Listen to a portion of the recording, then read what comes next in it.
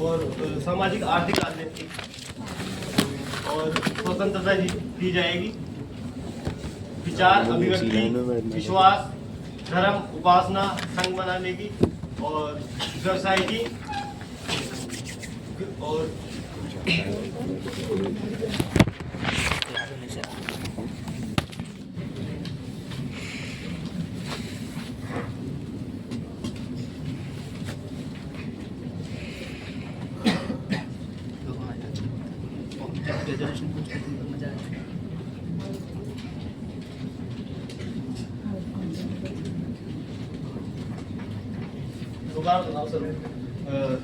विचार अभिव्यक्ति विश्वास धर्म उपासना।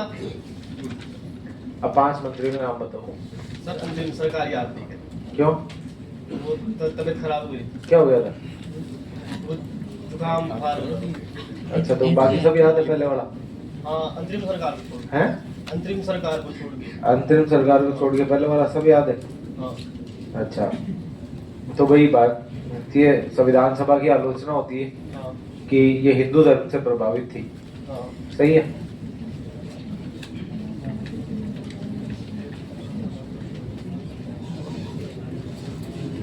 ये आलोचना सही नहीं है,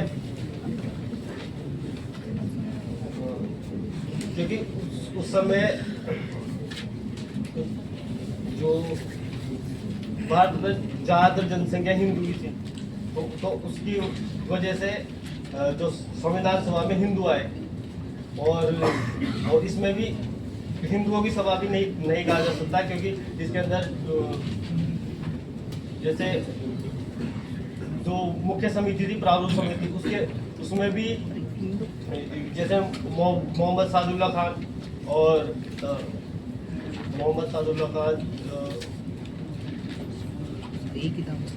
जैसे उनकी भी वो थी भूमिका रही थी। चलो बैठ जाओ, आगे वाले को दो भाई।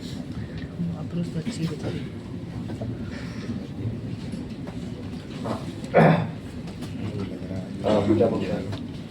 सरदार वल्लभ भाई पटेल की समितियां।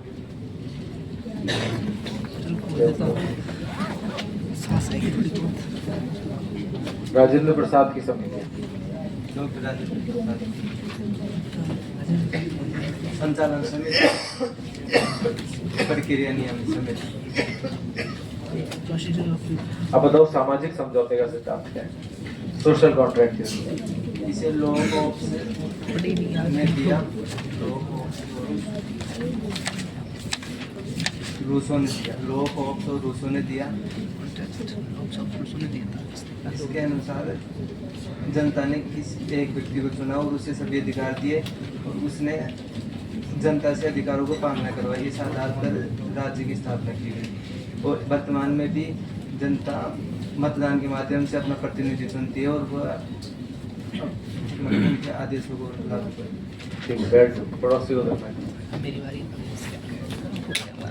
अंतरिम सरकार के 4 मंत्री, दूसरी अंतरिम सरकार में जवाहरलाल नेहरू और सरदार वल्लभ भाई पटेल को छोड़ के जवाहरलाल नेहरू, सरदार वल्लभ भाई पटेल हटाओ, उनके अलावा बताओ 4। जगजीवन राम लेबर और सरदार Baldev Singh defence, Rajkumari Amrit Kaur where health,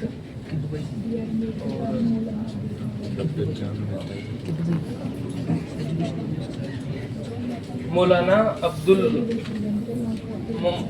Abdul Kalam Azad education minister. ठीक है।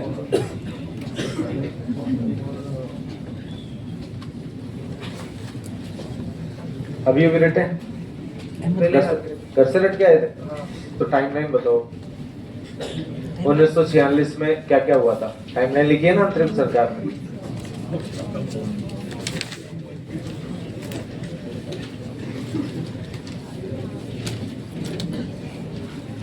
मैंने पहले दिन तुम्हें क्या कहा था? तुम्हें पॉलिटी आएगी, या तो तुम क्लास में नहीं होगे या तुम्हें पॉलिटी आएगी। 2 ही कंडीशन, तीसरी कोई कंडीशन अपने भाई। और मैं 2 घंटे सिर्फ पूछूंगा क्या करना, क्योंकि पीछे याद नहीं तो आगे पढ़ने का कोई सेंस नहीं। दूसरी वाली याद है उसमें वो 3 से 6 दिसंबर वाली। क्या हुआ था? 3 से 6 दिसंबर में इटली इंडियन लीडर से मिलता है हाँ। और वो टॉक वो फेल फेल हो हो जाती जाती है। है। 2 ठीक है। दिसंबर को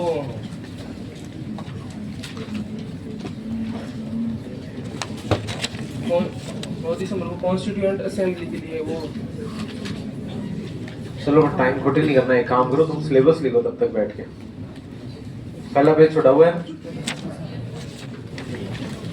समय आ गया उसको बढ़ने का। हाँ बाकी बताते रहो आगे। आगे बता रही है। पहला पेज छोड़ा हुआ है ना कॉपी का। हाँ तो उसमें आ रहा है प्रीलिम्स सिलेबस लिखो सबसे पहले। अपने अपने खड़े खड़े लिखना है, तो बैठना तो नहीं है। क्या सुनाओ फटाफट।